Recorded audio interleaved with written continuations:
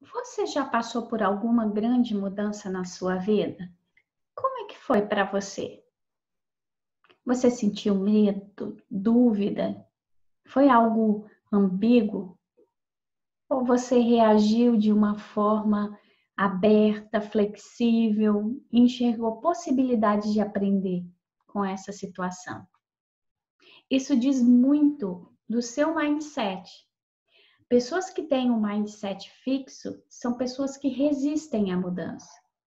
O que geralmente querem mudar apenas quando tem a condição perfeita para isso e acabam perdendo o deadline.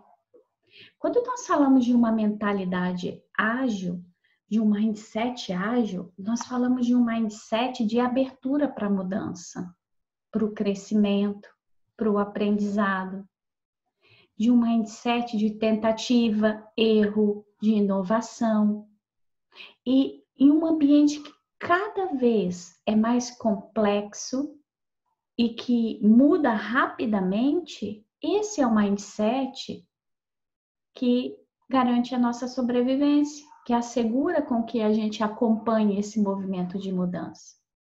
E quando nós falamos de movimento de mudança, deixa eu mudar minha fotinho aqui, e de estilo de liderança, nós também temos que entender que nós temos ambientes distintos que requerem estilos de lideranças distintos. Então, nós temos um ambiente simples, que é aquele onde você entende a relação de causa e efeito, os eventos se repetem, você gerencia baseado em dados, naquilo que você já vivenciou.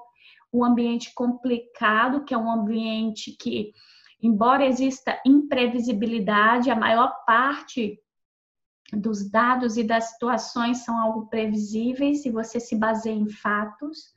O ambiente complexo, que é o que a gente vive, que é um ambiente onde existe mais imprevisibilidade do que previsibilidade, ou seja, eu não sei o que vai acontecer, mas eu tenho que dar respostas de imediato e as respostas vão surgindo à medida que a gente vai descobrindo.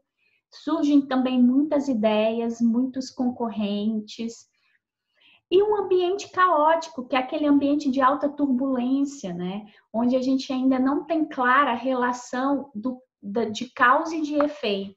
Então, eu tenho muitas decisões a serem tomadas em pouco tempo. E dentro de um ambiente complexo como o que nós estamos vivendo, nós não podemos adotar práticas de liderança como se nós estivéssemos em um ambiente simples. Como, por exemplo, usar aquilo que você sabe pelo que você viveu lá atrás, agora, em um momento complexo, não significa necessariamente que vai funcionar. Daí vem a necessidade de pensar diferente, de se abrir para o novo, de se abrir para a mudança. A comunicação também, ela não pode ser uma comunicação burocrática, extensa. Você tem que pensar no simples, na otimização, né? E não faz sentido você comandar ainda por controle, você liderar por comando e controle.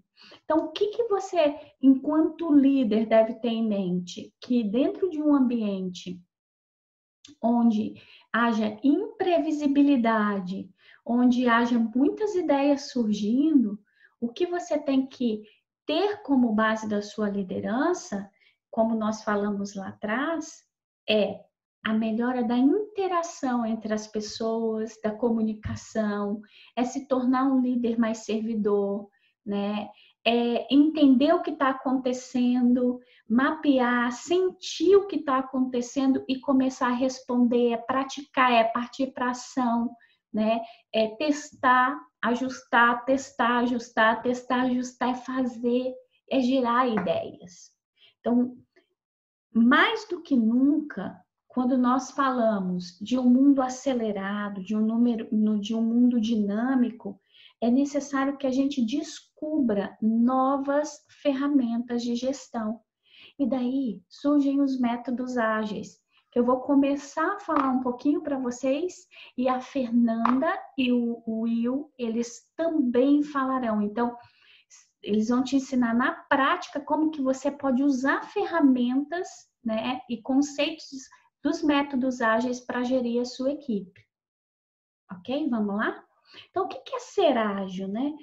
O que é agilidade? As pessoas me perguntam, Lien, agilidade é rapidez? Não só rapidez. Agilidade, e aí eu trouxe a definição aqui, é a capacidade que você tem de responder rápida e deliberadamente às mudanças da demanda enquanto você controla esse risco. É a flexibilidade, a capacidade de se adaptar rapidamente de forma eficiente, é a capacidade de inovar. Então, se a pessoa for rápida, mas ela não responder à mudança de uma forma rápida, né? Se ela for veloz, mas ela não responder à mudança de uma forma rápida, não necessariamente ela é ágil. Então, para ser ágil, ela tem que ter rapidez e também tem que responder à mudança de uma forma rápida. Então, em um cenário como o nosso, complexo, nós temos que ser rápidos, né? Não temos que pensar como num cenário simples. E aí, para explicar métodos ágeis, eu preciso trazer um pouquinho sobre a mentalidade que nós utilizamos no cotidiano, em um cenário simples, ok? Que é o que nós chamamos de abordagem tradicional ou abordagem cascata. Então, se você observar essa figura, isso aqui ilustra bem o que a maioria das empresas faz, né? Eu não posso nem dizer que a maioria, porque grande parte está mudando hoje, mas para entregar produtos e serviços. Então, se vocês observarem, nós temos etapas, né, para que essa entrega aconteça. Elas são bem definidas, elas são orientadas, né? Existe um plano onde eu só passo para a etapa seguinte quando eu termino o anterior. Então, é criado todo um planejamento para que ao final dessa etapa eu entregue para aquele meu stakeholder, para aquele meu cliente, o valor, né? E olha que interessante, porque esse modelo aqui é um modelo que tem, né, alguns contras e que hoje eles foram observados. E que contras são esses, né? Que problemas podem ser esses? Primeiro, né, você só entrega valor ao final de todo o processo. Então, por exemplo, se um cliente encomenda um produto, né, ou um serviço que demorará 2 anos para ser elaborado, ele só vai enxergar esse valor no final, quando você estiver entregando isso. Então, imagina, muitas vezes é tempo demais para essa percepção de valor agregado chegar no teu stakeholder, né? Outra possível dificuldade que pode surgir é em casos de mudanças. Por quê? Como a gente entrega valor após passar por todas as fases, né? E o que acontece? Se eu tenho que mudar alguma fase dessa daqui, eu tenho que voltar e replanejar. Então, eu tenho que criar muitas vezes novos projetos. Então, o meu tempo de resposta a essa mudança, ele também se torna maior. E também tem como ponto, né, negativo a questão da incerteza. Por que incerteza, né? Porque imagina, em um projeto como esse, que pode durar 2 anos, por exemplo, na etapa de definição, de planejamento desse projeto, as pessoas estimam, né, qual é o custo, qual é o tempo de entrega, e no decorrer desse projeto, pode ser que isso se altere de acordo com o tema. Então, ele acaba sendo um projeto que traz um pouco mais de incerteza, por exemplo, de um valor final. E quando a gente fala de uma mentalidade ágil, como é que seria isso, né? Como é que a gente pensaria?